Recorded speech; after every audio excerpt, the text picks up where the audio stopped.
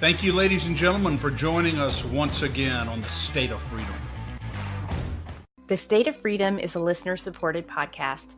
We're committed to pursuing the truth about policymaking, decisions, and situations in Louisiana and at the national level that stand to impact our freedoms. Please become a monthly supporter of the State of Freedom at freedomstate.us as we continue to expand the voice of liberty across Louisiana and beyond.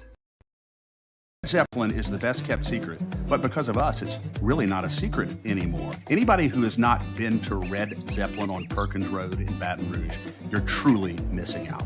The best environment, the best service, and the best pizza in the state of Louisiana. Go to Red Zeppelin today. Tell them the State of Freedom sent you. Fuego, it's just unbelievable.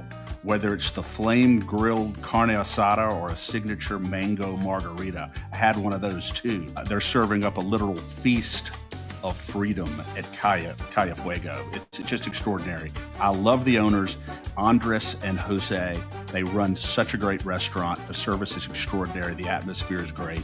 So if you're in Pineville and the Alexandria area or passing through, or if you live there, go to Calle Fuego and tell them the State of Freedom sent you.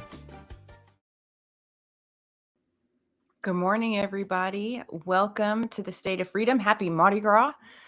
Here at the State of Freedom, we are grounded in faith in the Constitution. We're committed to giving voice to the truth, living with courage, and taking action. It is Tuesday, February 17th. It's 10 a.m. Central.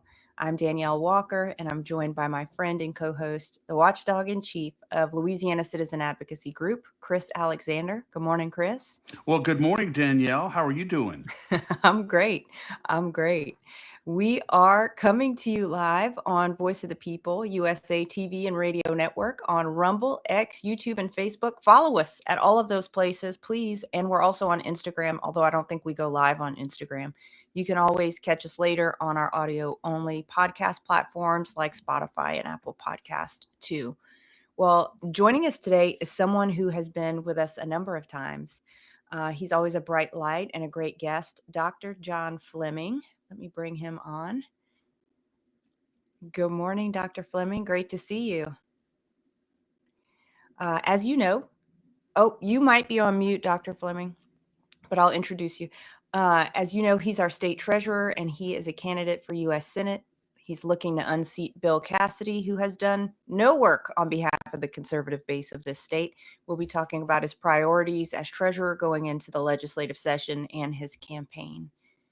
Do we have your audio now, Dr. Fleming? No, I don't know what happened.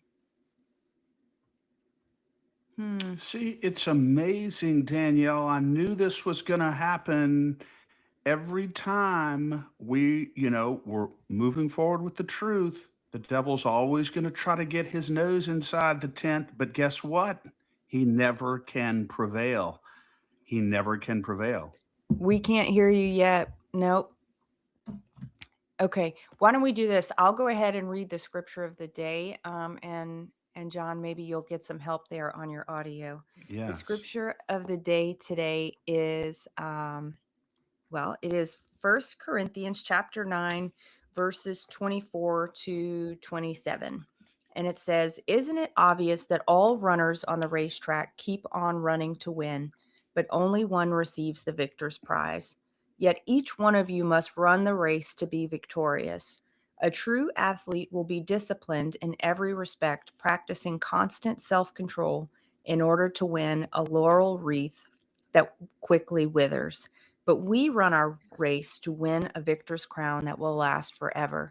For that reason, I don't just run for exercise or box like one throwing aimless punches, but I train like a champion athlete. I subdue my body and get it under my control so that after preaching the good news to others, I myself won't be disqualified."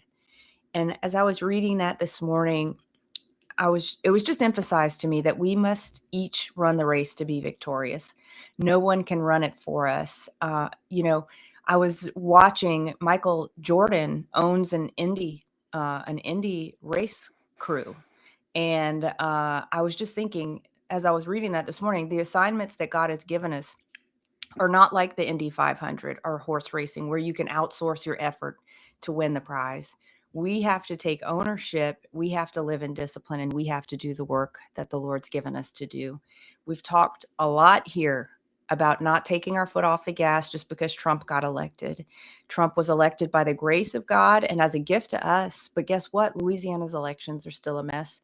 The legislature still needs to be followed and supported and held accountable. Fraud here still needs to be identified and cleaned up, and we can't wait for anybody else to do it.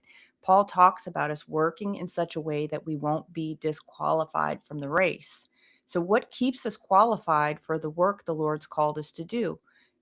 It's pretty similar to what keeps us qualified in a natural race. Follow the spiritual principles he's laid out for us in the Bible. Don't take shortcuts. We have to run the full race. Stay in our lane. Don't injure other runners in the race. So let me challenge us this morning, knowing that we are called to different work in different seasons.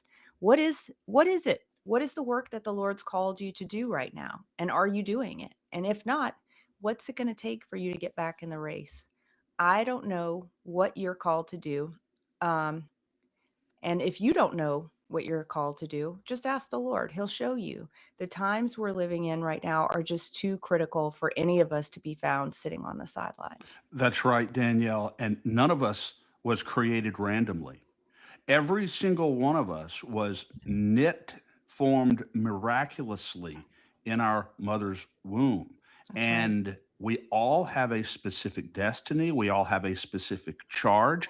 We all have something that God intends for us to do. It's our responsibility to discern that and to make sure that we're not looking back on our lives when it's all over with, regretting the fact that we died with, my dad used to say, don't die with your music still inside of you. You want to die having shared your music with the world in whatever way God has intended for us to do. And that is so very important. None of us is random. So if you're out there thinking, I don't really matter, I can't really make a difference, you absolutely can make a difference. And maybe what it looks like for you is very different than what it looks like for me or Danielle or Dr. Fleming. But nonetheless, you can make a difference. And so I just want everyone to reach out to us, Danielle at freedomstate.us or Chris at lacag.org. Look, I'd be happy to just give you a pep talk. So reach out. You matter to us. You matter to the world. You matter to Louisiana. And our guest today knows that full well. Dr. John Fleming, the treasurer of Louisiana and U.S. Senate candidate. Dr. Fleming, this is the second or third time that you've been on the State of Freedom, and it's a joy every single time, sir. Thank you for joining us. Well, thank you for having me. Is my audio Yeah, we got you. being received? Okay, good. Thank you. Well, yes, thanks for having me on once again. It's always a pleasure. Y'all have great conservative, honest, and godly minds. And I always love associating myself with people who endeavor for the truth. And that's, I think, what I'm all about. I think that's what y'all are all about. And that's frankly what my campaign and my service is all about. You asked the question, how do we serve God? What is our purpose? And what I often tell people is that once becoming a Christian, I was saved at age 11, accepting Christ as my personal Savior, that I decided that in order to serve God, we must serve God's people. And so I chose medicine, to be a physician, as my pathway. But along the way, I realized that there were other ways to serve God by serving his people. And that's when I began to serve in political office, being a servant leader. And that's why I served in Congress for 8 years, served in the Trump administration for 4 years, and now serving as state treasurer with the intent of becoming your next United States senator. So to me, that is a calling, and that's what I think God has in store for me in my life. One of the things, Dr. Fleming, that you have, one of the tremendous services that you have provided to the citizens of Louisiana as treasurer, and this is something that jumped out at me because of the day in which we live. It seems like most of the politicians that I know and that we see, and the government generally, they are always trying to figure out A, how to get more money from us, and B, how to squander it more profligately. Whereas John Fleming, as Louisiana treasurer, has returned more money to the citizens of Louisiana. I think so far it's $70 million and 150,000 checks have been written to Louisiana citizens, returning their money to them. Wow. And also there's apparently a $293 million surplus that I think you are also battling to send back to the people rather than allocate it for the Right. government to figure out what to do with it.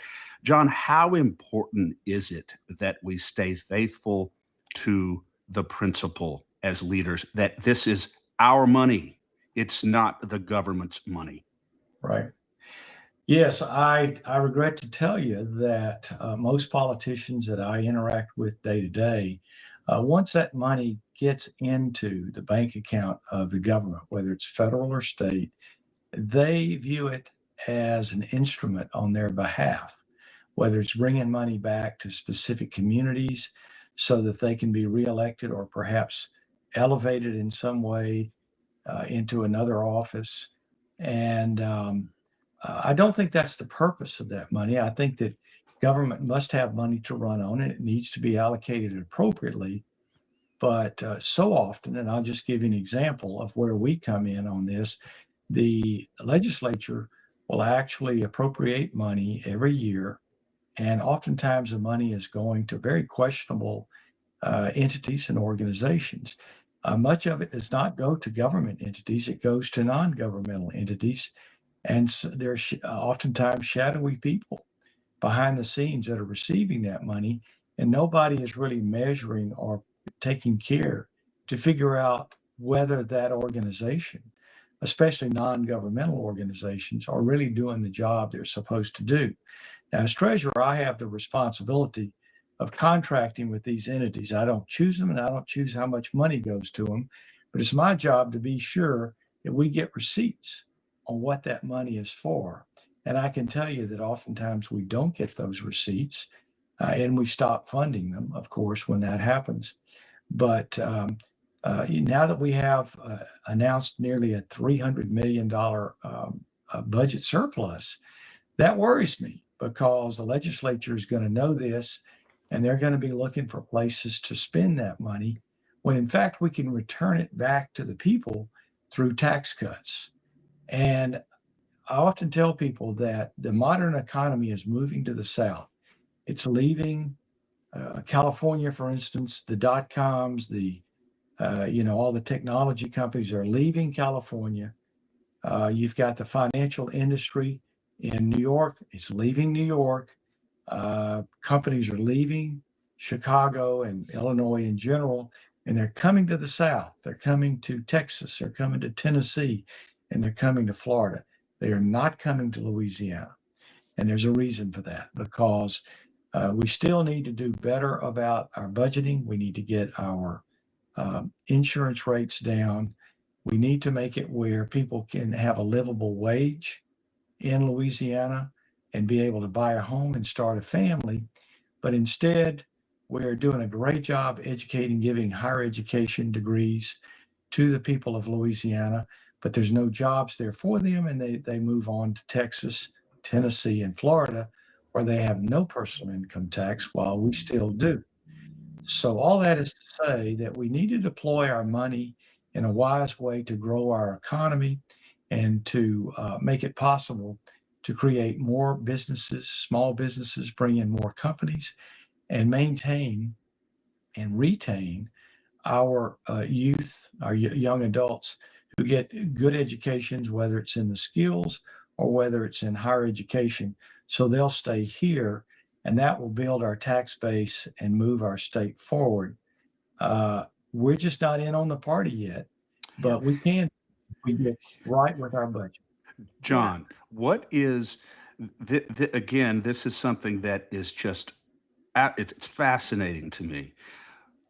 You know, What is, if you were to ask the average Louisiana citizen right now, and you said, Mr. Citizen, there's a $300 million surplus in Louisiana's state budget.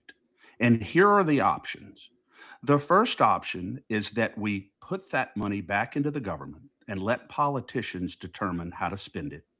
And the second option is that we allocate it apportionately to Louisiana citizens who pay taxes and return it to the citizens, either directly or, as you said, John, in the form of tax credits or tax cuts. What percentage of Louisiana citizens, John, do you think would choose the second option? Um, Of being able to have money returned to them instead of put back into the government?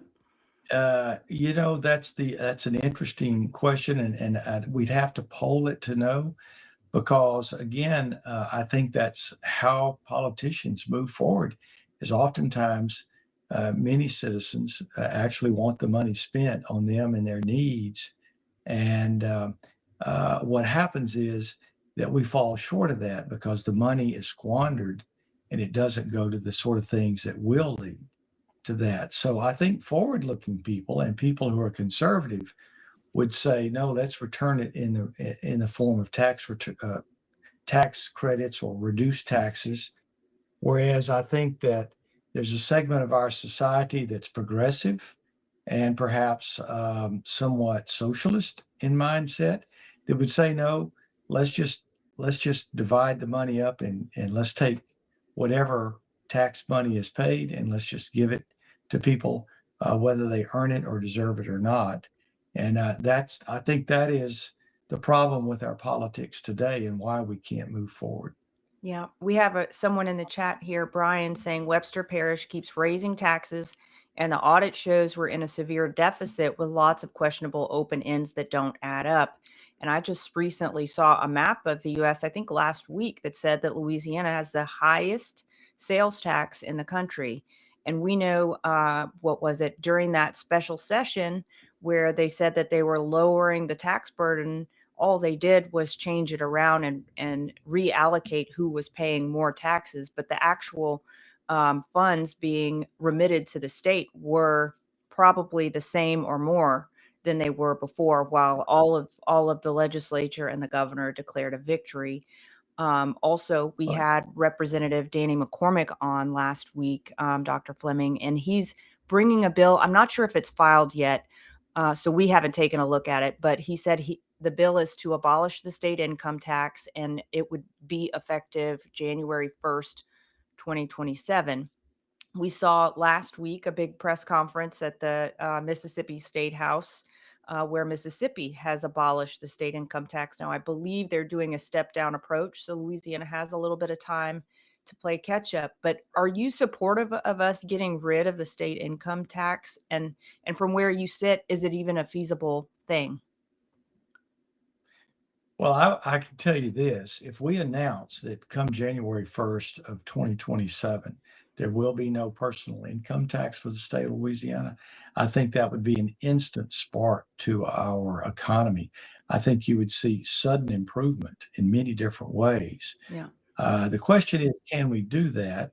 And it would take some real discipline. Now, what you point out about Mississippi is they have a 10-year plan to sort of ratchet down their tax rates over time. And so you have to approach this in a responsible way. We cannot deficit spend at the state level. That's just not a possibility. So it has to be done in the proper way, but it is doable. And all the states around us are doing it in one form or fashion. Some, as I say, have already done it. In fact, I would tell you that approximately 100, 120 years ago, the population and the number of congressional districts in Florida were about the same as Louisiana. Today we have 6 congressional districts. Florida has something like, I don't know, it's maybe in the 50s. Wow. Their population continues to soar. And not only do they not have a personal income tax, they're actually talking about repealing property taxes. Yeah. And you're right about what happened with our tax code. yes, the personal income tax was reduced from sort of a progressive, depending on your personal income, to a flat 3% rate. So actually, it was raised on some and lowered on others.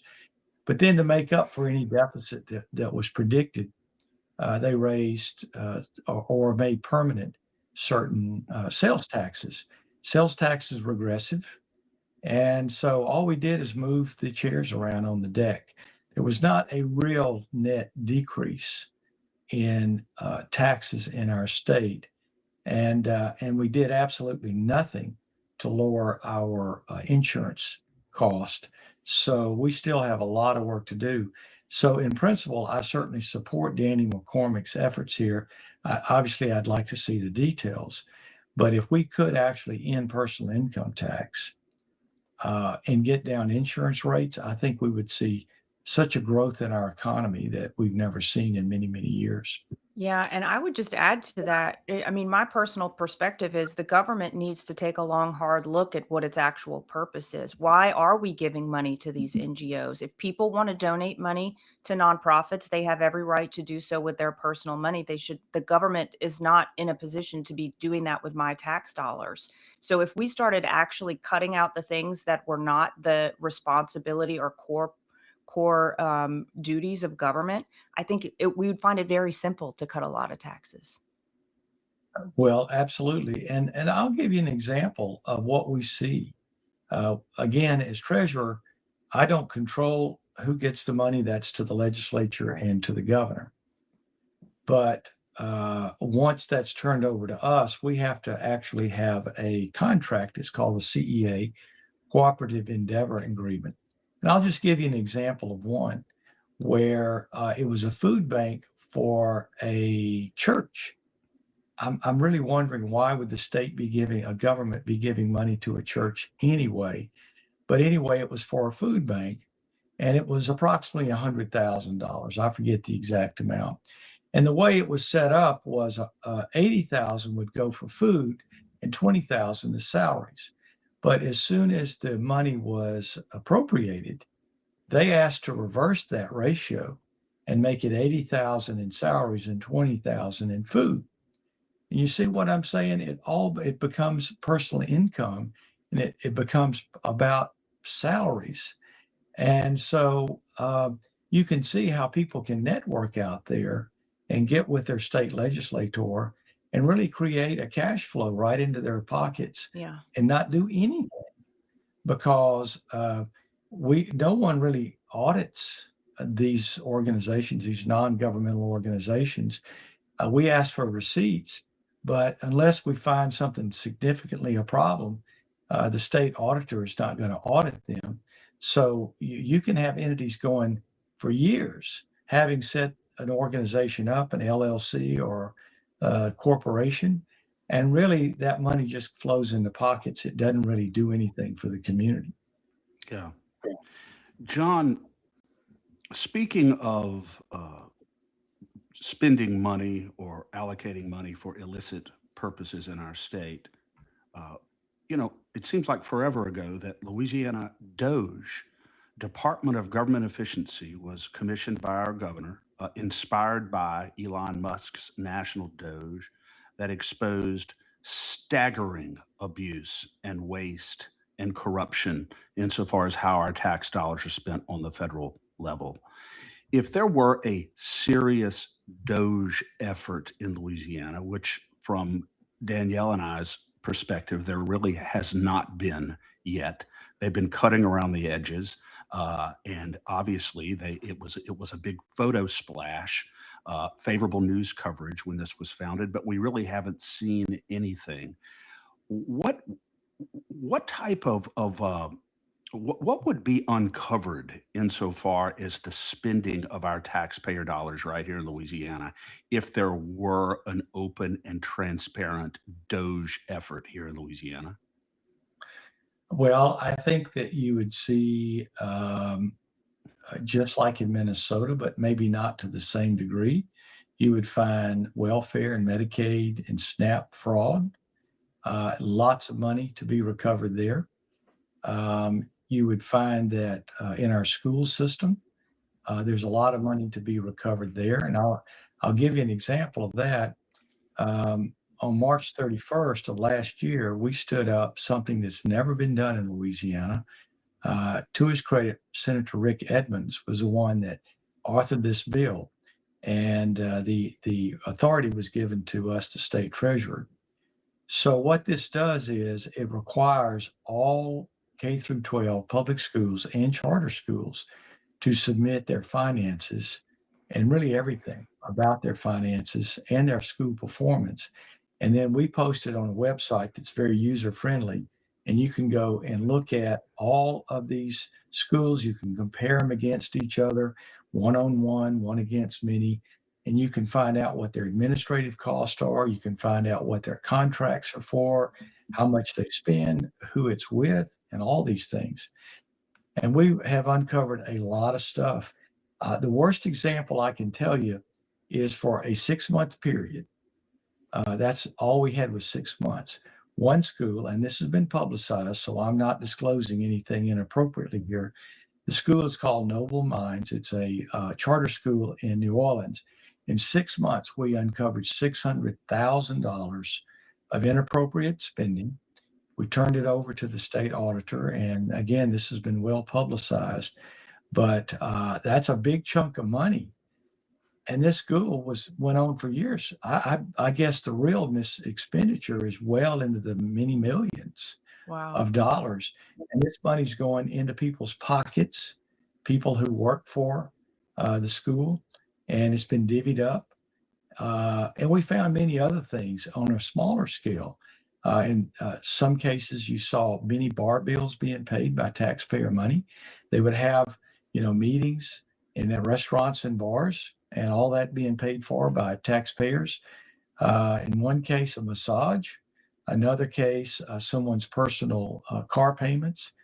And so if you actually look into these things, you find that it's very loosey-goosey. And even when it's discovered, there's only a limited amount of things you can do to someone to recover that money. And there's very little in the way of transparency or third parties that are actually looking at that. Now, something happened very interesting. I went to the Washington Mardi Gras here only a few weeks ago, and the governor was talking about Doge. He was bragging about Doge on stage at the economy luncheon. And he made the comment that Doge has saved $600 billion in, I believe he said, welfare and maybe Medicaid missed expenditures. Someone next to me turned to me and said, "What is the annual budget of Louisiana?" And I said, $50 billion. And so they kind of wrinkled their brow and said, "How do you save $600 billion when your budget is only $50 billion?" And all I could do is shrug my shoulder. I don't believe that at all. I'm not aware of anything that's been saved or caught in the way of Medicaid and other frauds that come by way of our state. You see, the way this system works is most of this money is federal money, but when it hits our account, then you've got the Department of Health and others that actually deploy this money out throughout Louisiana.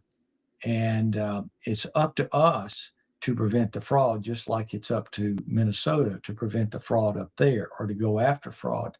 But the money is actually federal money. And with a $38 trillion national debt and growing, I remind people that it took from the beginning of our nation, President George Washington to President George Bush, 43, the second George Bush. It took all of those many years, centuries, to have $11 trillion national debt. Since Barack Obama took office, it's almost quadrupled to $38 trillion. The doubling times are getting faster and faster. Wow. When I was in Congress, 2009 to 2017, our national deficit was $400 billion. Today, it's $2 trillion and growing. So you see, this thing is getting out of hand really fast. And I can tell you that I've personally seen no real significant efforts or recovery from Louisiana Doge. And I'm looking for it because we're happy to work with them, but they've never contacted us. And the people who were in that photo op from the very beginning, I've never heard from them either. We're always happy to work with anybody, whether it's in the legislature, the governor's office, or so-called Doge, if it exists. We're always happy to work with them, and we have lots of ideas. But I can't claim anything. And I would think if there were significant savings, it would be announced, and it would be very specific in its disclosure. Yeah, I agree with you completely on that. And the reason why I brought the issue up, John, was that I read recently that in Florida, Florida has a Doge, and their chief financial officer, I believe to date, has uncovered approaching $2 billion at this point in waste, fraud, and abuse of taxpayer money in Florida. Right. And I mean, can you imagine how revived and refreshed and encouraged Louisiana citizens would be if that actually occurred here in Louisiana? It seems as though, and you know, Florida is right close to us, and Texas, and so that's why I sort of compare what's happening here to those states to which, as you mentioned earlier, many people are flocking, but not here. It seems as though we're sort of trimming around the edges in our government. We talk a lot, but they are actually taking meaningful, concrete action to return their governments to the people. I just don't see it here, unfortunately. And the Doge example, I think is only one example.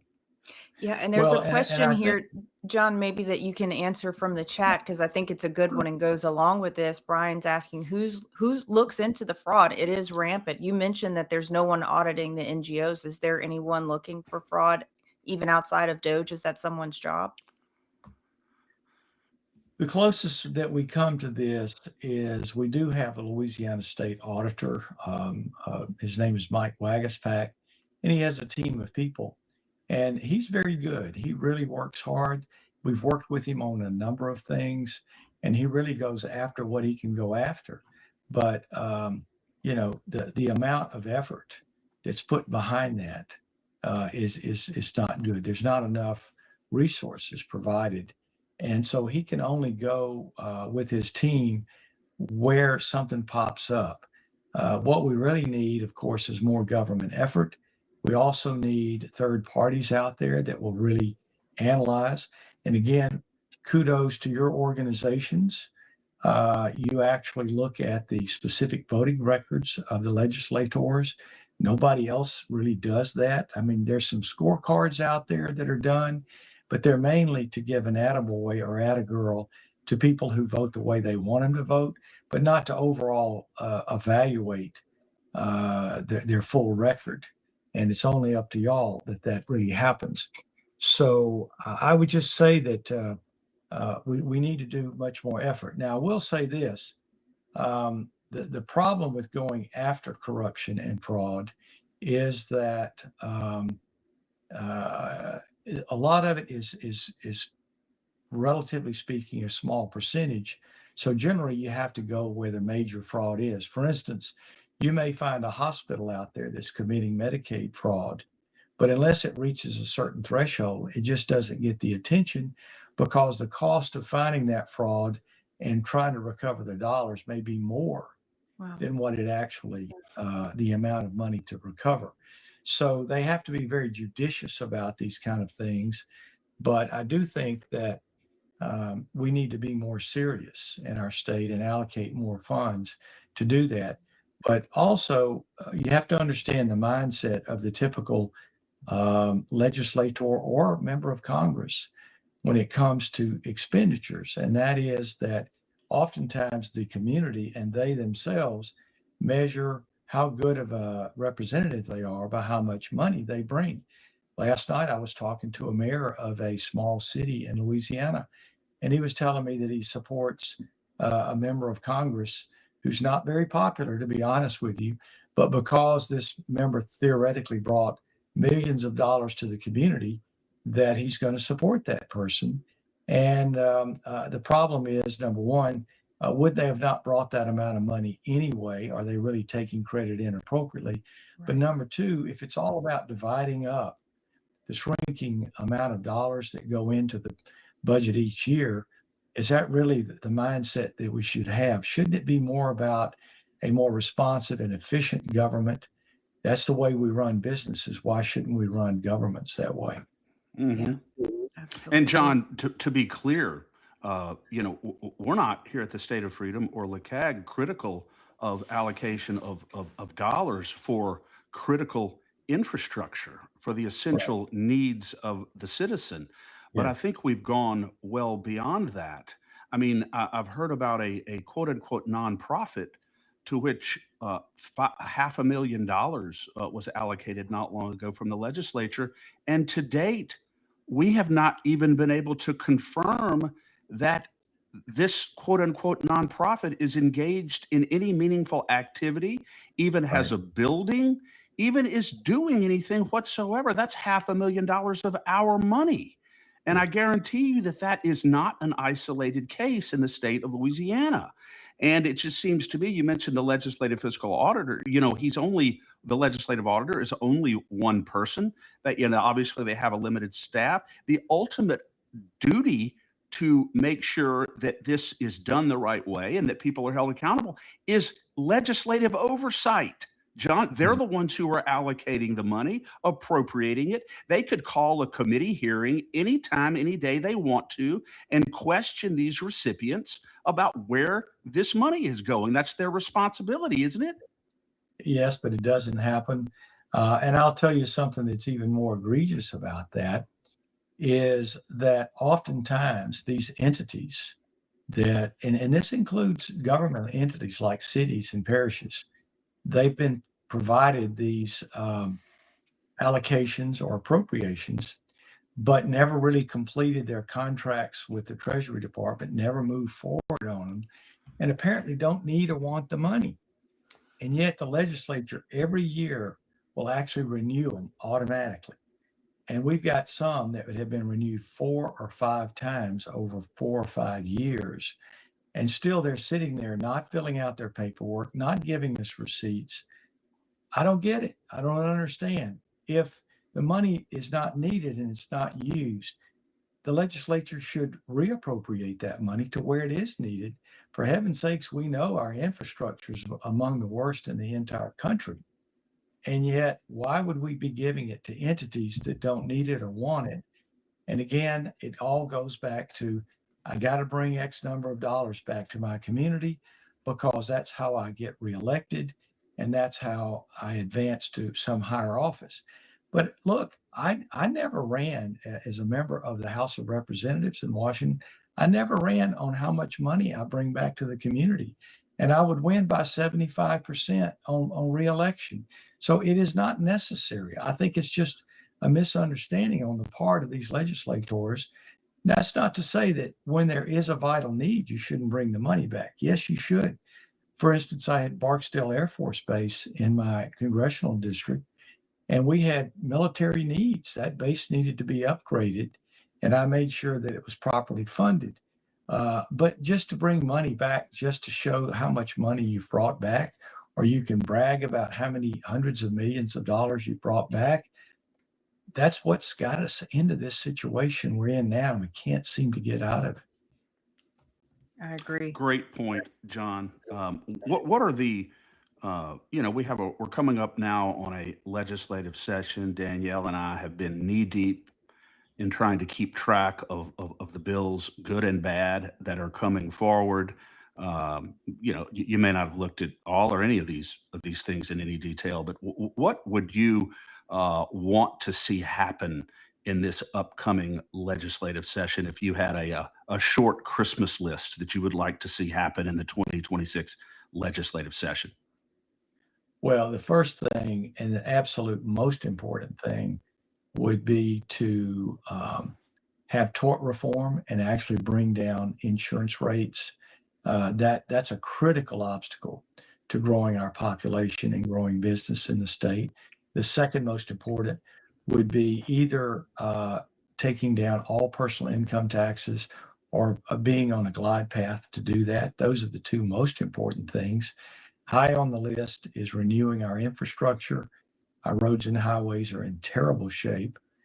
So those would be some of the big three, and really ways that deregulation that would bring in many more companies, and it would accelerate small business development, which would create more jobs and bring more entrepreneurs into our state.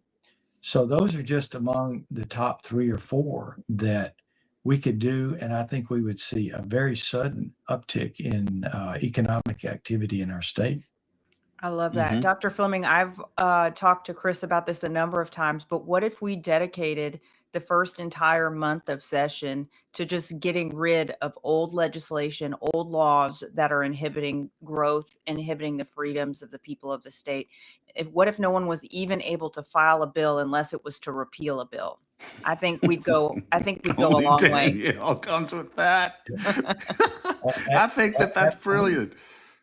Yeah, I remember in the first Trump administration, we had a deregulatory bill. It was either that or it was a executive order. I can't remember which, but it went like this: that for every new rule or regulation, you had to deregulate or end 2 or 3. It was like a 2 to 1, 3 to 1 ratio, that you could not bring a new regulation without removing at least 2 or 3 other regulations. And it was very good.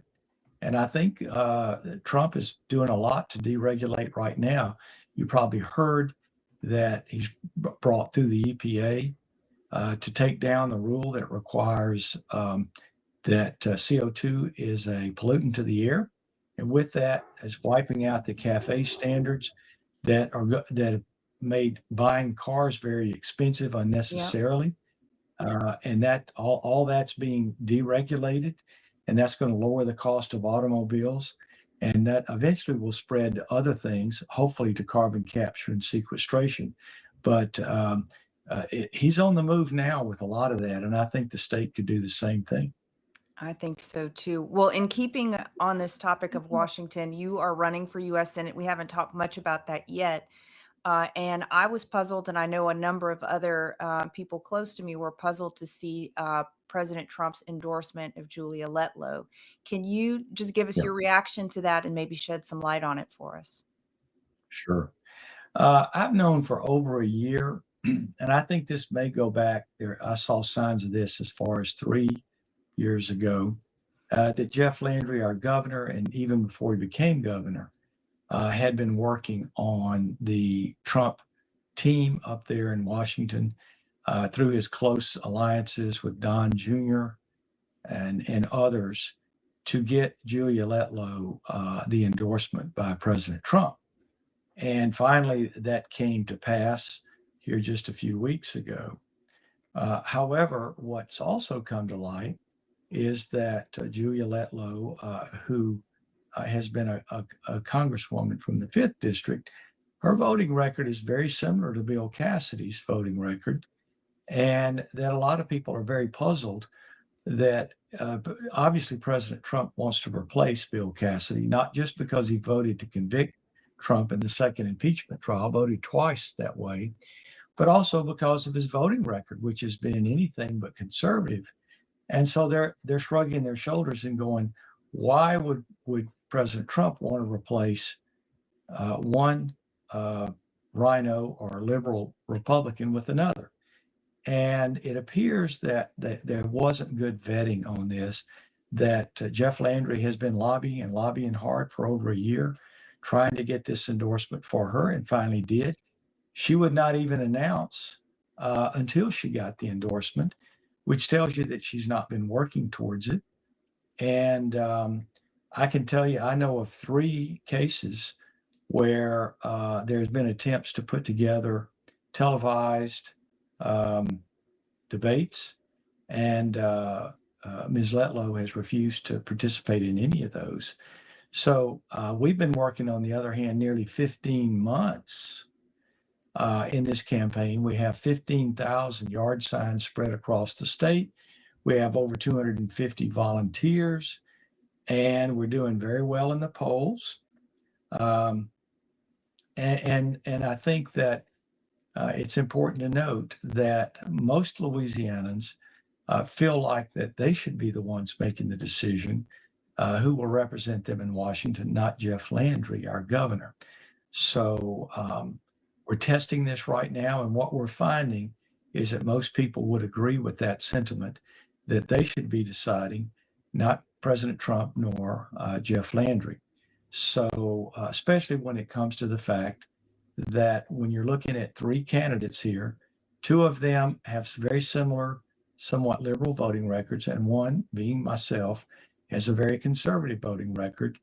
I average on a conservative scale of 97%. Ms. Letlow and Bill Cassidy, theirs range anywhere from 50 to 60% conservative. So there's a clear contrast. I'm the only veteran running in this race, military veteran. I'm the only one opposed to carbon capture and sequestration. Both of them are very much into it. Bill Cassidy is actually an architect of that. And Ms. Letlow has many connections to it that I won't go into at this moment, but she's clearly in support of it. So there's a stark contrast between candidates here. And I think as you learn more about the specific beliefs and practices and voting records of candidates, you see that I stand alone as a conservative and opposed to carbon capture. And I believe that it appears as much more meaningful than presidential endorsements, especially considering the way this one came about. Yeah. John, one of the examples that I think is illustrative of your... Chris, your volume just got kind of crazy. Sorry. Oh, it's too loud? Yeah, super loud. Okay. Sorry. Is it okay now? Yeah, I think it's better. Let me turn it down. You want me to turn it down some? Okay. Yeah. John, one of the examples that I've seen, and going back and looking at some of your actions when you were a U.S. congressman was years ago. And again, I was kind of I was blown away in a good way by this. This is when Obamacare was being foisted on America, this government takeover of our healthcare system. And conveniently, the very leaders who were pushing to foist Obamacare on the country were at the same time exempting themselves from its provisions and from its requirements. So you stood on the House floor and demanded that, okay, if Obamacare is good for the citizens of America, then it should be good for you too. So you have to do it. If you're going to vote for this and pass this and foist this on the American people, my resolution will require you to dispense with your current health coverage and fall in just like every other American citizen has to do with this new system. And I just thought that was very, very powerful symbolically as a message that really strikes to the heart of sort of the hypocrisy that we see generally on the fact that these leaders in Congress impose things on American citizens from which they too often exempt themselves. Like right. Insider trading? Yes, that was. yeah, good example, Danielle. Yeah, it was HRES 615. I went on Fox. I was interviewed by Megyn Kelly, and it melted down the servers in Washington. I mean, the outcry was so big in terms of people emailing and calling and all of that, because they see it exactly as you say. And it was very simple. It said that if you voted for Obamacare, you should have to be on Obamacare instead of the very lush kind of insurance that federal employees, which includes members of Congress, are on. And so it was a very popular resolution. However, of course, I didn't get backing from Democrats or Republicans, which again tells you the problem we have with the Republicans, that again, they have all the conservative rhetoric you want to see, but when it comes to actual voting, oftentimes they fall short. Yeah. John, it's, and honestly, there are just a number of examples that I could go through. And what you said, rhetoric is one thing, actions are another thing. One other example, and then I'll leave it at that, even though there are numerous examples, was one year, and I can't remember what year it was, where you pushed a resolution in the Congress to impeach the commissioner of the IRS, to Right. get him impeached Right. because he was targeting the tax exempt status of Christian conservative organizations. You wanted to kick him out of office for that because you were disgusted by that.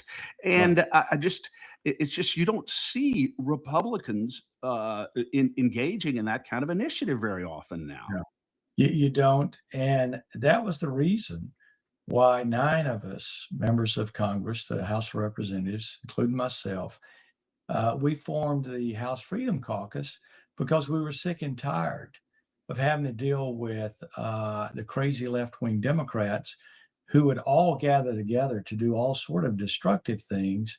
But when it came to situations like, again, the commissioner of the IRS doing what he was doing against conservatives and against Christians, all we got was shoulder shrugging. So we formed the House Freedom Caucus, which is still going on today. It's about 40 strong, and it's to push back against fellow Republicans who are not doing their job for conservatism and not voting and taking actions in the same way their rhetoric that gets them elected, and then disappointing their citizens. Yeah. Yeah.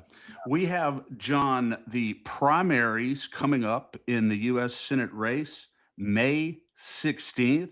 As you full well, we have something of a closed primary system now in Louisiana, not a pure closed primary system by any stretch. There are hundreds of thousands of no party or unaffiliated voters that will be able to vote in our Republican primary, including your race. Um, the date of the Republican primary, May 16th, and that will be between you and Senator Cassidy and Congressman Letlow.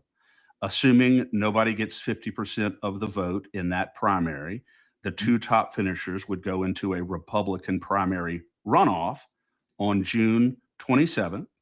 And the top finisher there would then move into a general election against the top finishing Democrat on November 3rd. Just wanted to make sure that we put that out there. Here's my specific question, John. The unaffiliated voters out there, on this issue of carbon capture and sequestration, I have a number of friends who are not a member of any political party. And they are probably going to vote in the Republican primary. And I'll ask him about this issue of carbon capture and sequestration. Explain to them the issue, and many of them already are familiar with it. And they seem to be just as concerned about the carbon capture and sequestration issue, about the eminent domain, the taking of private property, about the potential health consequences of permanently burying tons of CO2 underground where it turns into carbonic acid and potentially leaking into the water aquifer. They're concerned about the spending of billions and billions of dollars of taxpayer money on something that does not seem to be serving any useful purpose. Well, what are your thoughts on the unaffiliated voters in the primary as it relates to that issue of carbon capture and sequestration? Because it seems to be such a massively important issue in Louisiana. Right. It's a very hot issue, and the polls reflect this, that anywhere from 70 to 90% of people are against it once they find out about it. There's still a lot of people in Louisiana that don't know about it. Wherever I go to speak, I'll bring up the topic. In some places, I get a lot of head nodding where they go, yes, we know about it, we've heard about it. But I go some places and they shrug their shoulders. They don't really know what I'm talking about. But it seems that once people learn about it, they're very much opposed to it. And again, it works like this. Carbon dioxide is captured through the manufacturing process instead of released into the air. And then it's compacted, it's compressed, and temperature is changed, and it's then stuck in a hole that's drilled a mile or two underground. But that carbon dioxide in that concentrated form is deadly. And if it's released somehow through an open well someplace, or a pipeline that cracks or bursts, it can kill people and animals. It shuts down combustion engines, so you can't drive through it. And we actually have cases where it's been a serious problem. So this is not theoretical. But what people really hate about this is, number one, there is no market for it. Nobody's paying for this. Nobody wants it. It's not necessary. You heard me say the EPA has pulled down the regulation that carbon dioxide is a pollutant to the air. So there's no real justification for it, but your taxpayer money is going to pay for it. Yeah. In the scale of hundreds of billions of dollars. But here's what they hate the most is in Louisiana, the bill was passed by our legislature, a series of bills beginning in 2020 and ending last year, that gives the power of eminent domain to private, foreign and domestic companies to come and take the use of your land without your permission and without compensation in many cases. And so they can put this stuff in a pipeline or in a well only hundreds of feet away from your home, from your school, and they can do this to your ancestral land. And what does it do? It lowers the value of your land. It blocks your mineral rights because you can't drill through this. If this stuff gets into a water supply, which it can, aquifer or water table, it can sully it so it's no longer drinkable or usable. Once that carbonic acid is created, as it comes in contact with water, that leaches heavy metals from the rock formations like lead into the water supply. And this really is not studied. I mean, the first well has not even been completed yet in Louisiana, and yet there's already over 60 permits in line for use. And we don't even know how dangerous this is. We have no real studies. There's no really science behind it. And the liability is very limited for these companies. So the companies will make a lot of money and you'll be paying for it through your tax money, and they will utilize your land. I don't see how there's any benefit for the people of Louisiana.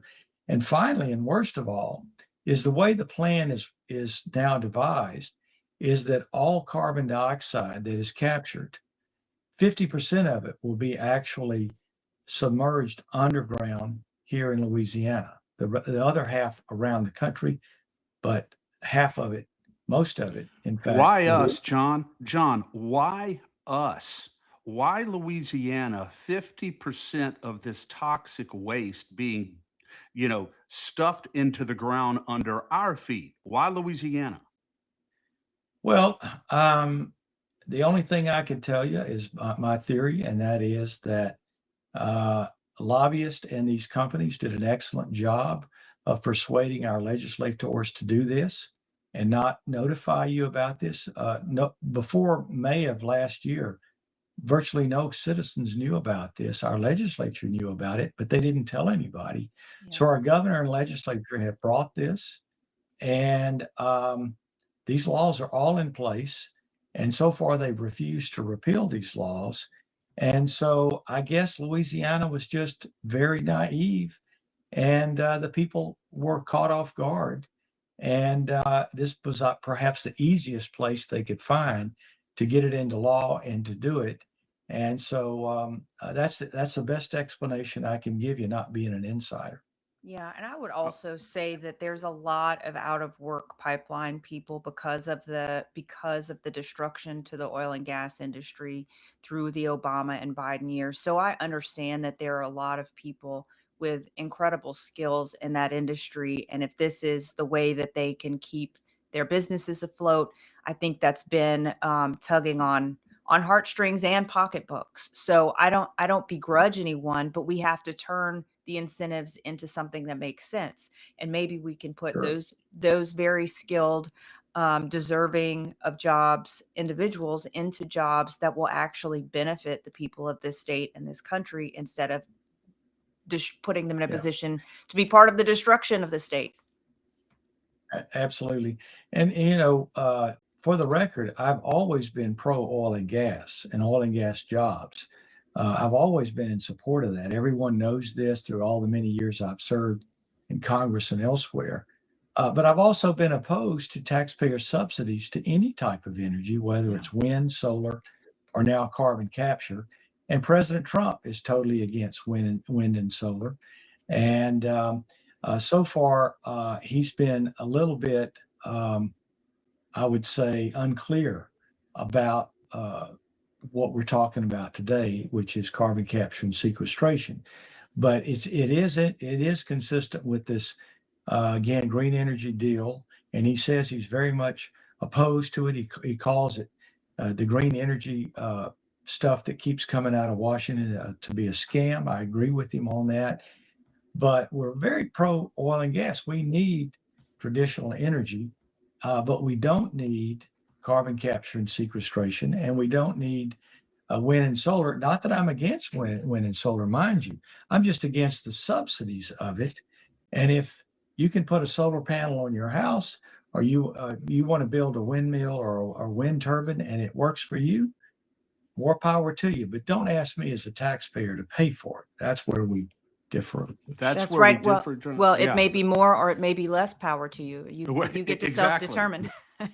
John, Right. I want to ask you, one of the things that I've noticed that the proponents of carbon capture and sequestration never mention is the distinction between the permanent geologic storage of 200 metric tons of CO2, compressed CO2, just in Sinla alone, and the sequestration of carbon for enhanced oil recovery.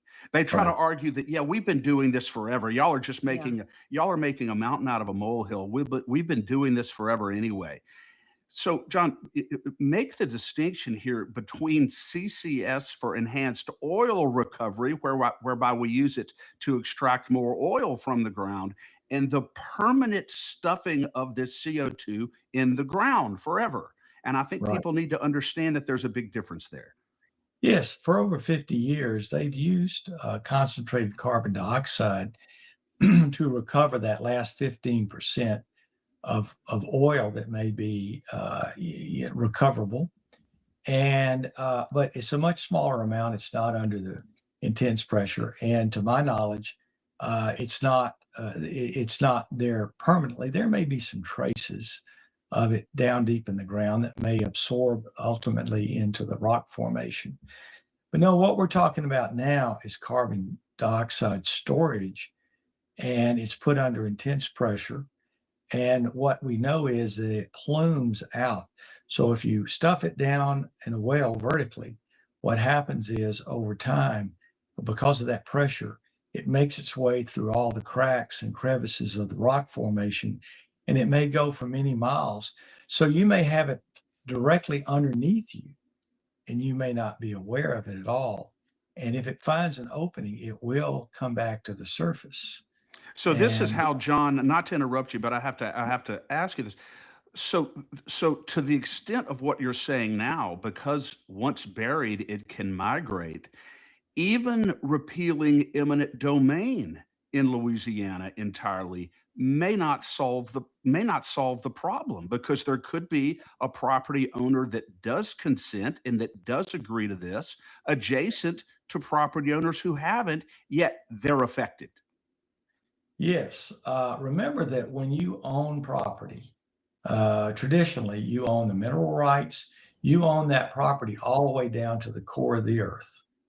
And so if somebody comes along and puts a plume of carbon dioxide underneath you, and you may not even be aware of it, they've affected your property values, because if you sell it one day, they learn where the plume is, it's underneath you, and the risks that come with that, and how it may affect your water supply, or maybe it already has, and it affects the ability to drill through it, which you cannot do. You're not allowed to drill through these plumes or oil and gas or other minerals. So they've, in effect, changed the usability of your land, which may be ancestral land, and you never even knew about it, but yet your land is directly underneath you is definitely affected. One Yeah. bill that Danny McCormick has, Dr. Fleming, but before we move on here, and he talked to us about it when he was on the show last. And I think on the one hand, it's a very good piece of legislation. On the other hand, it is absolutely astounding that you would have to pass legislation to this effect. But basically, what he's saying is, and this is to your issue about the minerals, said that look, if my land is expropriated or if my land is being used for this CCS, then and therefore I don't have access to my own minerals on my own land, then I have to be appropriately compensated for that fact, for the fact that it's astounding to me that we live in a world where you have to pass legislation in order to secure someone's possession over their own property. And I think it's just reprehensible, but we are where we are. And so he does have legislation that would address that issue, which I think is good. Unfortunately, we're in a position to even have to do that. Absolutely. And I worry because virtually all of these legislators who are in office today have voted for carbon capture and sequestration along the way.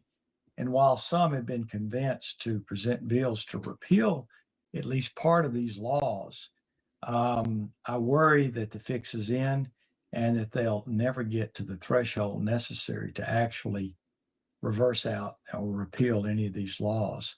So we certainly are going to support those who attempt to do that. But there's so many ways that those efforts can be defeated. For instance, the president of the Senate, Cameron Henry. Yes, Cameron Henry. Yes, thank you. He's famous for killing bills that come from the House. Yeah. And so there's all sort of methods that they can use to defeat bills, good bills, that would help out on eminent domain and other things having to do with this. Unfortunately, lobbyists and the industry has still way too much influence, I think, to make to reverse a lot of this. That's why there's a lot of litigation going on to try to stop some of this, especially eminent domain and protect property rights. But also, I've committed that if I'm elected to the U.S. Senate, the first bill I will submit will be to fully repeal the 45Q tax credits that ultimately would stop all of this. Because without the tax credits, without the money coming from Washington, these people don't get paid to do this. That's right. Because nobody else is buying it anyway. And so that would end this permanently. So these are some of the things. But unfortunately, there are going to be efforts to make you feel better about where they stand without actually getting anything accomplished in removing these terrible laws and regulations. Yeah, and that's exactly why we're here, to keep the pressure on. So everyone in the chat, everybody watching on Facebook, YouTube, X, Rumble, please stay tuned. We're going to need you to be behind us and making sure the legislature knows exactly where the people stand on this, and just being absolutely relentless with our pressure there. Dr. Fleming, I want to switch gears for a second here. The 2020 election is coming back into the spotlight. We saw in recent weeks Fulton County and Maricopa getting some time and attention from the intelligence agencies. What's your take on that? And what do you think needs to be done to ensure that our elections are fair and transparent and auditable going forward, so we're not in this place where people are questioning the veracity of the outcome? Right. Well, there was so much discussed about the 2020 election and what we thought happened. Let's talk for a moment about the notch. I call it the notch. Everybody knows that that clearly Trump was leading in the 2020 election all the way until about 10 o'clock or midnight, somewhere in that range. And then all of a sudden, in these swing states and big cities like Fulton County, Georgia, and others, they stopped counting, and then they started counting again at like 4 a.m. And it seemed like that all of the votes at that point were for Biden. And of course, statisticians tell us that's impossible. There's no way that you go, 10% more votes for one candidate than the other through the night, and then all of a sudden it's 100% for the other candidate. It makes no sense at all. But we didn't know what to do with it because there was very little written about it. There was litigation, and people actually lost their law licenses and things trying to make this right. And then a very interesting statistic came out after the 2024 election, and that is that there were actually more people voted in the 2020 presidential election than in the 2024 election. And it was in the middle of a pandemic where people were afraid to leave their homes. Now, explain that, please. And it was by millions of voters.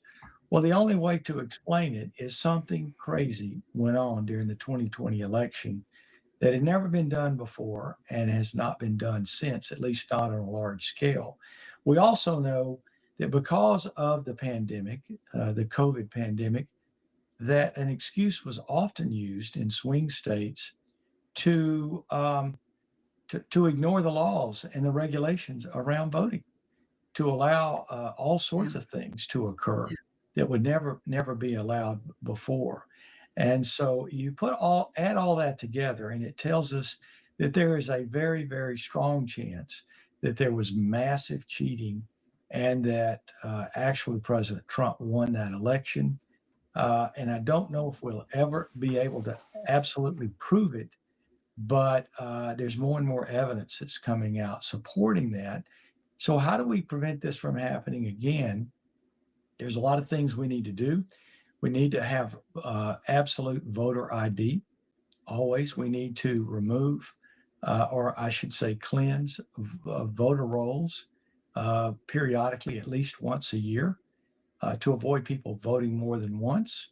Dead people, somebody posing as a person who's actually dead voting. All of this stuff we know. I think the law statutorily provides, John, that only dead Democrats are allowed to vote. They don't allow dead Republicans are being discriminated against. Well, I like to tell people that my grandmother voted consistently all her life Republican until she died, and ever since she's voted Democrat. So,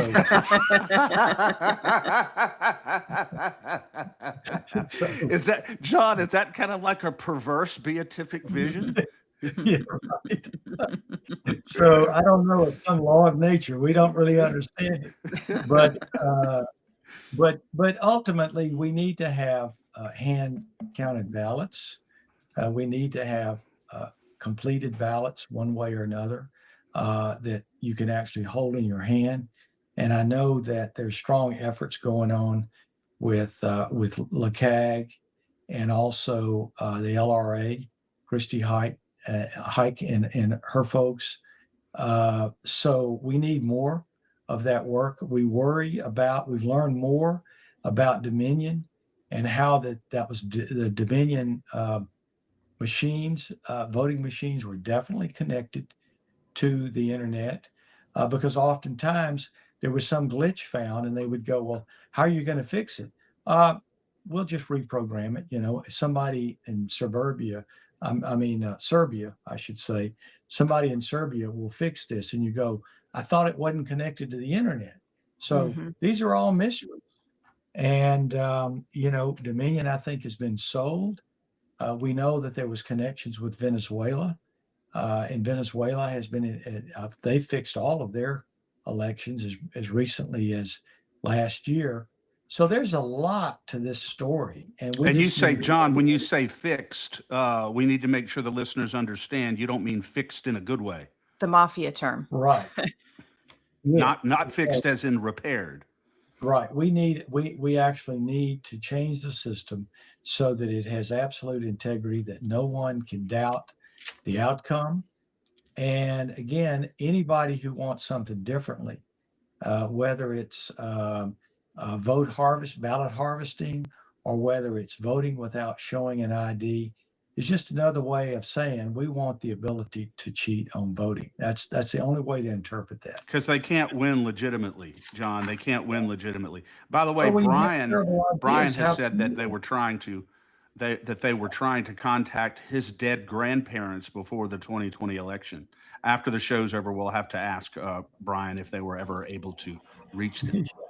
Right. Yeah, but if you're pushing unpopular and crazy ideas, you have to win mechanically through the ballots in order to do that.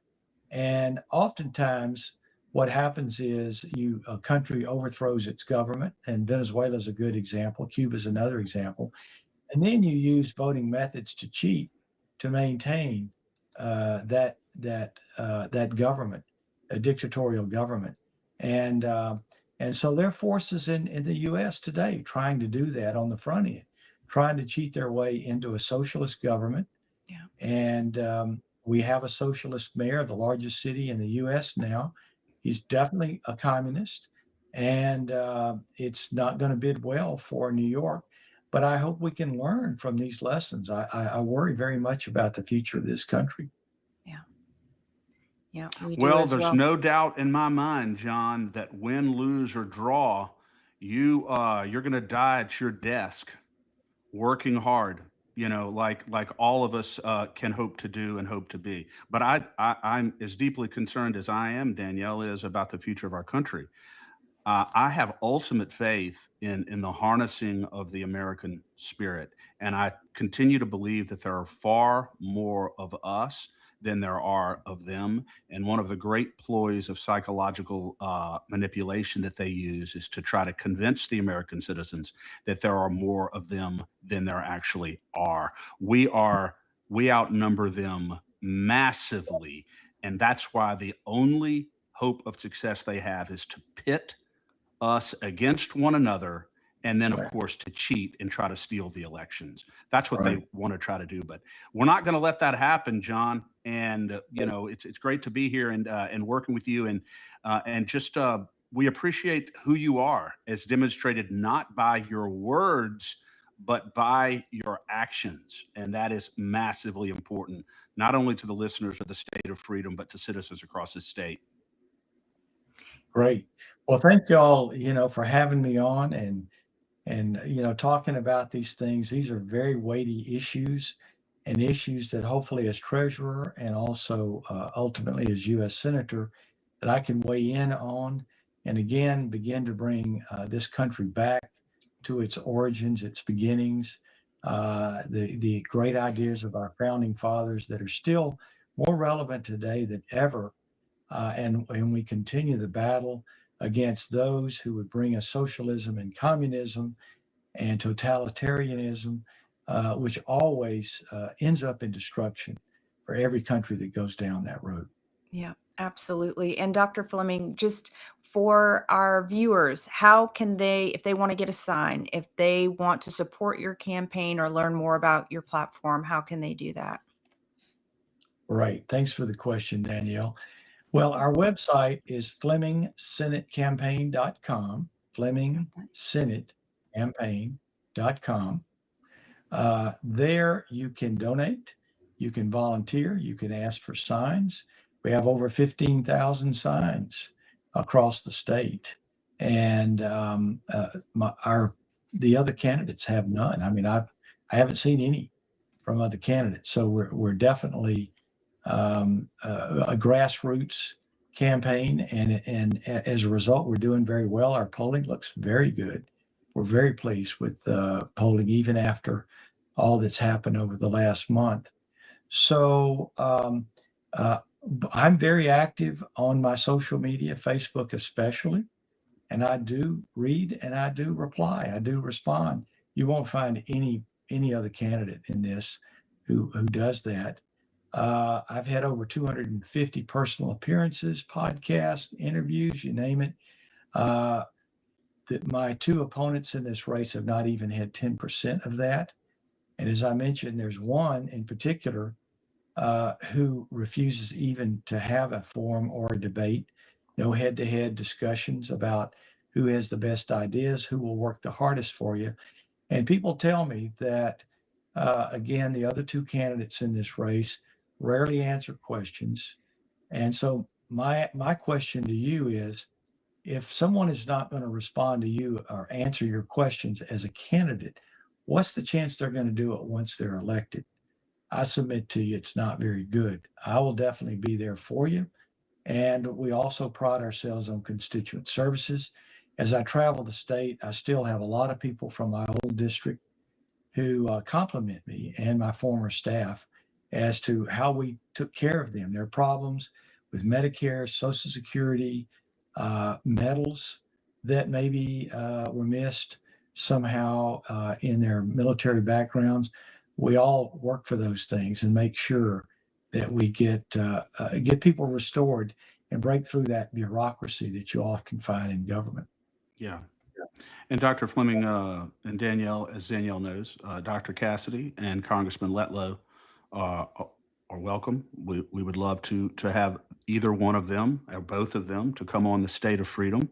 And we'll treat them with respect, and we'll have a respectful discussion about the issues that concern Louisiana Right. citizens. So anybody from their campaigns who would like to give them that message, we'd be happy to have them on, because we believe that knowledge and information are power. And one thing that we will never, ever do at the State of Freedom or at LeCag is suppress information or try in any way to impede the core right of another person to speak. We're never going to do that. And I know that you feel the same way, Dr. Fleming, which is exactly why, even when people say things, that may not be favorable to you on your page or questions, you respond and you try to have discussions with them. You don't block them from being able to communicate. Which is very, very important. So we're an open forum here. We'd love to have Congressman Letlow or Senator Cassidy come on the State of Freedom. So, Danielle, any last words for Dr. Fleming today? No, just thank you. Thank you. This has been such a rich conversation, and we appreciate you taking the time with us this morning. Hopefully we can get you back on before the primary date in May. But God bless you. Thank you for fighting for us. Thank you for fighting for our fiscal responsibility now, and for what you're going to bring to the U.S. Senate. I ditto that. Well, thank you, Chris and Danielle, and look forward to coming back and visiting with you once again. And, as you know, I'm an open book, and I know y'all are too. And that's really how we solve problems in this country, is to really be honest and truthful about what we're up against. Yeah. Amen. Amen. Well, thank you, Dr. Fleming. We'll be seeing you soon. Absolutely. Thank you, Very Doc. good. Thank you. Chris, like I said, it's been such a rich conversation. I have a lot of notes here that I've taken along the way. One of them being for the conversation on LA Doge. LA Doge has proven to be little more than a PR stunt, but I don't even think the banner of LA Doge would exist had we not beat the drum for that to exist right here on this show and right through LeCag. You even had a call to action 1 year ago now, I guess it's been, that said, hey, Cut the waste. If the feds can do it, why not us, Louisiana? So anyway, we'll see. Maybe we need to put a little extra pressure to make sure that these things get looked at. And I believe a number of people that sit on the supposed LA Doge are running for office or will be running for office again. So it's a good time to remind them that maybe they need to be taking a look at the budget. Well, I have a hard time believing, Danielle, that we're going to have significant action on Doge, whose chief objective is to cut the spending of government, when Doge is 90% comprised of government officials. I think it's very, very difficult to imagine that there's going to be meaningful cuts in that way. But there's always hope. Hope springs eternal. But when you look at Florida, Danielle, which is what I brought up with Dr. Fleming, I mean, their CFO over there, $1.2, $1.5 billion of waste, fraud, and abuse in taxpayer money in Florida. Are you telling me that we don't have something similar here in Louisiana? I mean, I would have a hard time believing that we don't. The problem is Anyone who lives in a parish can look around and see that their tax dollars are not going to what they would want them to go to. So it's not, I don't think it's a stretch for any taxpayer in this state to believe that there's fraud or corruption in every aspect. yes. So that it got to be done. A serious Doge effort here. You got to give credit to Elon Musk, but he's the one who exposed it on the federal level before they ran him off. Hopefully hopefully he'll be able to get back in there and continue to do that. But so anyway, Danielle, if you look back at Dr. Fleming's record over the years as a congressman, there's just example after, and as treasurer, example after example after example of him making decisions that inure to the benefit of hardworking Louisiana citizens instead of to his own benefit or to the benefit of his office or to the benefit of special interest donors. He always serves or tries to serve in his decisions Louisiana citizens all across the state, and I'm impressed. I'm impressed by that with him. Yeah, I am as well. I mean, we have interviewed him since he was running for state treasurer, and I have found him to be a man of great integrity, and he's also incredibly smart, and I think he's a lifelong student. It's not like he just was born understanding this issue of carbon capture and sequestration, right? It's not like he just automatically understood how the state budget works, but he has gotten in there and has adapted to different roles that he's taken on. And I think he's become very fluent in the subjects that are of great concern to us. Another thing I wanted to bring up, Chris, is let me see here. The budget.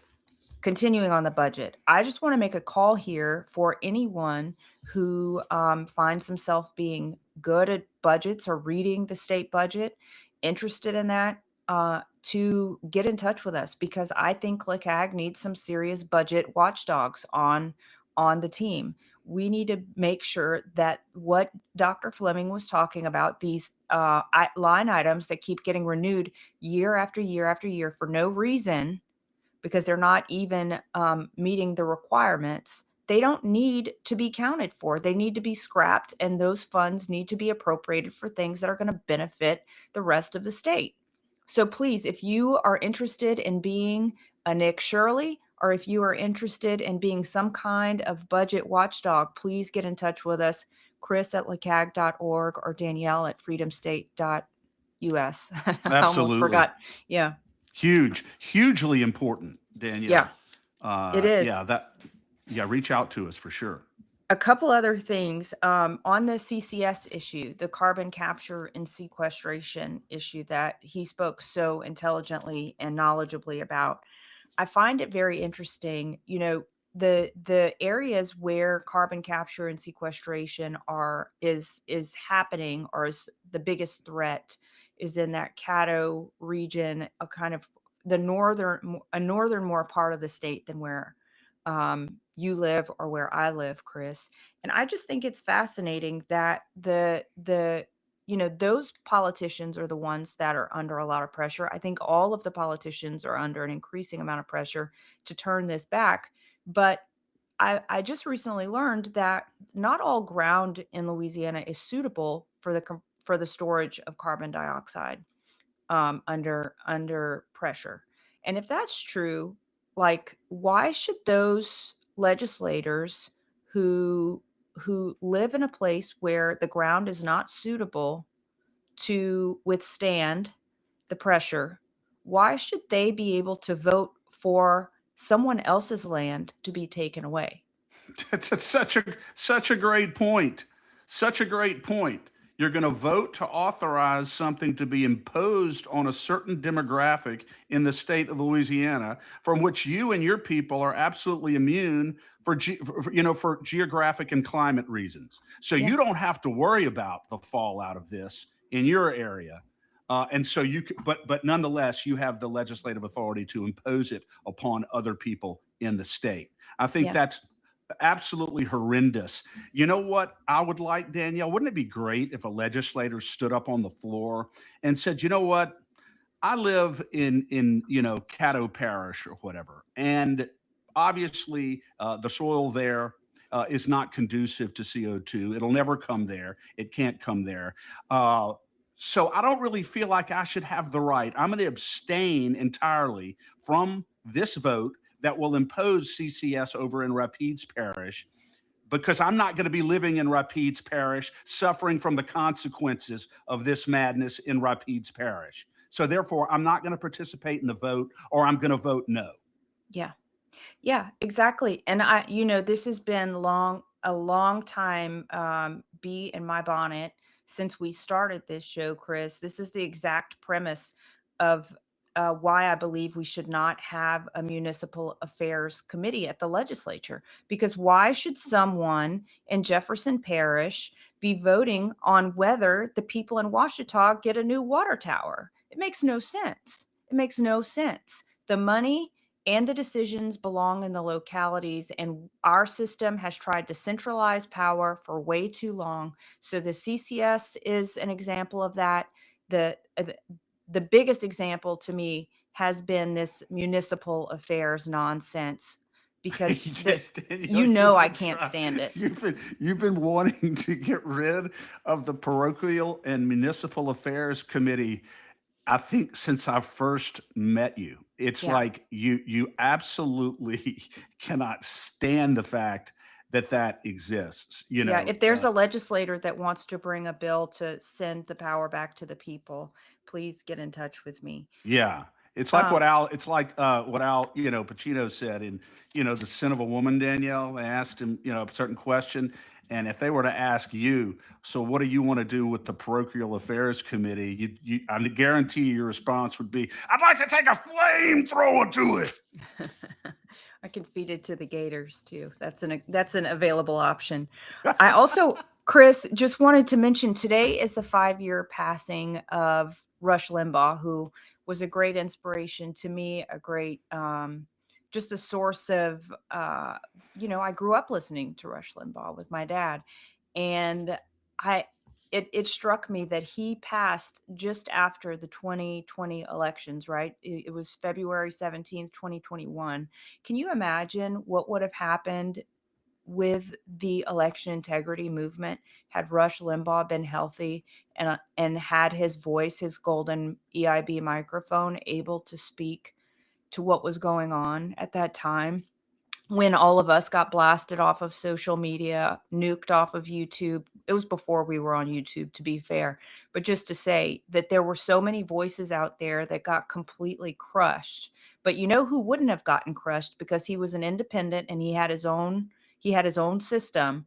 That was Rush Limbaugh. And I can't help but think how different things might have turned out had he been able to speak into that issue. That's a great point, Danielle. And there's no doubt which side of the issue Rush would have come down on. Yeah. Rush always came down on the right side of the issues because his decisions were based on principle. And I would say that I don't know of any other national figure who was more vilified than Rush Limbaugh over the years, but he continued to fight, continued to build. Yeah, he would have made a massive difference if he had been alive, Danielle, during that time. And I have no doubt in my mind that he would 100% agree with us on the issue of election security. Yeah. It's not rocket science, Danielle, the issue of election security. The bottom line is computers, as everybody knows, can be manipulated and hacked. They have been manipulated and hacked. There's no way to conduct an election using computers that's safe and secure. No possible way. Every cybersecurity expert in the world has said it. And it's time to ditch these computers and move to a secure hand-marked paper ballot system, hand counted on the precinct level. Rush Limbaugh would have agreed and understood that 100%. No doubt. Yeah. A couple of announcements, Chris. The first one is the Warrior Circle. If you have not yet joined the Warrior Circle to subscribe and support the State of Freedom, please do that. You can do that at join.freedomstate.us, and I'll put that up on the screen here. And also, we are moving toward the legislative session. And as longtime listeners know, that is a heavy lift, and it takes a lot of hands and it takes a lot of voices to move the enormous ship that is the Louisiana state legislature. So if you are watching, if you want to have your voice heard, if you want to be part of what we're doing, please also go to lcag.org, support LCAG. Both of these organizations require a lot of money to keep us running. And to keep us able to do what we're doing. What I want to say is we have the calls to action always on lcag.org. I was just looking here for the LCAG, the LCAG sign. But anyway, lacag.org.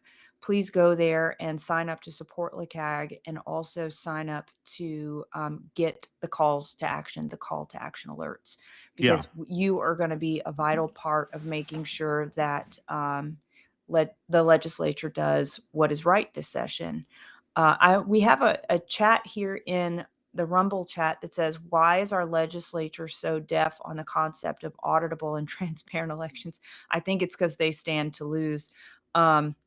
And then the same person, Power Giant 60, says, just a thought, each State of Freedom show take a minute to encourage the viewers to get involved in their local civics, parish council meetings, election. That is really important, Danielle, really important, because Bert Calais reminded me of this. Bert is so involved in the election security movement. And, we need to start every day at some point during the show, encouraging every listener and every member of LCAG to get involved in their local communities. Attend your parish council meetings, go to your election supervisor meetings, attend the committee meetings down in the Capitol. You don't have to testify. I'd love to meet you down there, treat you very, very well. And it would be wonderful to meet you and to be able to visit with you down there. You don't have to feel like you're alone in any of these venues, in any of these forums, but it's so very important to have an appearance at these committee meetings, local meetings in your community, so that they understand that the people are paying attention to what you're doing. The people are paying attention. So if you can, attend these meetings periodically and encourage your friends to as well, because whether you like it or not, the decisions that they are making are directly affecting our lives. Yeah. They directly affect us for better or for worse, and they have enormous power. So make sure you understand that. Make sure you understand what's going on. Attend the meetings. And if you have questions, reach out to us at the State of Freedom or at LCAG. We'd love to talk with you and get to know you better, and support the State of Freedom and support LCAG. We are leveling this playing field. Okay. On the other side, they have their giants. They have their big special interest donors. They have their politicians who are being enriched by these big donors and big special interests. And on our side, we have Louisiana citizens, okay, who are concerned about the extent to which their constitutional rights are being violated and their government is being taken from them. Which side do you want to be on? And if you're on our side, we need your help and we need your support, because we can win. We can win. Don't forget, we can win, we will win, but we have to have wind beneath our sails, and that's where your monthly support comes in. We have to have it, or else there's no way we can compete with the money and the deep-pocketed lobbyists that exists on the other side. But with all of you supporting us, we can not only compete, we can win. And we're never going to break faith with you. We're always going to be faithful to the Constitution and to Louisiana citizens, without question and unapologetically. So understand that. Yeah. Well said, Chris. Thank you.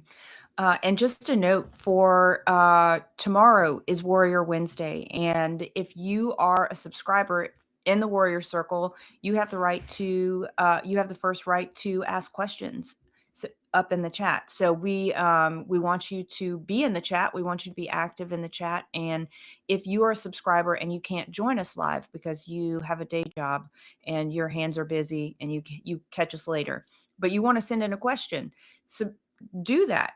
Send your question to info@freedomstate.us or send it to Danielle@freedomstate.us. I'll take catalog of those and we'll make sure that your questions get asked to Joe tomorrow. We're excited to have him. I know he's going to be really on fire about what's happened in Fulton and Maricopa, and who knows what's happened while we've been on air. I'm sure today's going to be a big news day. And just another reminder, Thursday is Tim Temple, Louisiana's Commissioner of Insurance. We'll be talking to him about his legislative priorities for the session ahead. We know he had a rough run of it last legislative session, and hopefully he has some pieces in place to get some of that fixed this year. And just a last reminder to please follow us on Facebook, YouTube, Rumble, X, and Instagram. You can find all of those. All of our links are on freedomstate.us. Any place that you're not following us yet, please do it there. Yeah, that's a huge point. Final point, Danielle. Follow LACAG, LACAG, on all social media, and follow the State of Freedom on all social media. Share and help us get our message out more broadly on social media. That's a very, very important tool of information. So do that. And Danielle, it's amazing to be with you today. Amazing to have been with Dr. Fleming. It always seems to fly by here when we're having fun. It does. It does. But it was a great show. I really enjoy Dr. Fleming. I think he is just such a thoughtful person, and I believe clearly in this for the right reasons, which is so unusual and unfortunately. Refreshing. It is refreshing. Yeah.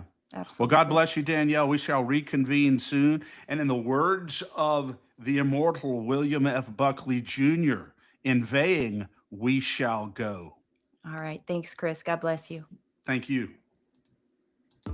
Blanco Brothers has been in business in Louisiana for about 30 years now. I have personal experience with this company, and I know others who have as well. If you have a business or a home and you've got roofing, gutter, sheet metal issues at all, one number you need to know, and that's Blanco Brothers Construction. He will treat you right financially, and he will take very good care of you with regard to the quality of the service that he provides. I cannot recommend Blanco Brothers Construction more highly enough. Memorize the number 225-226-4222. Blanco Brothers Construction, the very best in the business. Meet the world's first living, full-spectrum, certified organic CBDA hemp extract. Ness's hemp oil was extracted from seed to bottle without chemicals, solvents, or heavy metals, and it surpasses world-class standards for purity. This pure and powerful CBDA has been proven to reduce aches and pains, ease mental tension, and promote better sleep. To get yours today, visit the Shop Our Partners page at freedomstate.us. Thanks for joining us today on the State of Freedom. Be sure and check out the show notes for this episode. You can always go there and find the calls to action and resources mentioned in the show, and you can find out more information about our advertisers there as well. If you want to learn more about us or support our work, visit freedomstate.us. To get involved with Louisiana Citizen Advocacy Group, visit lacag.org. We'll see you next time. God bless.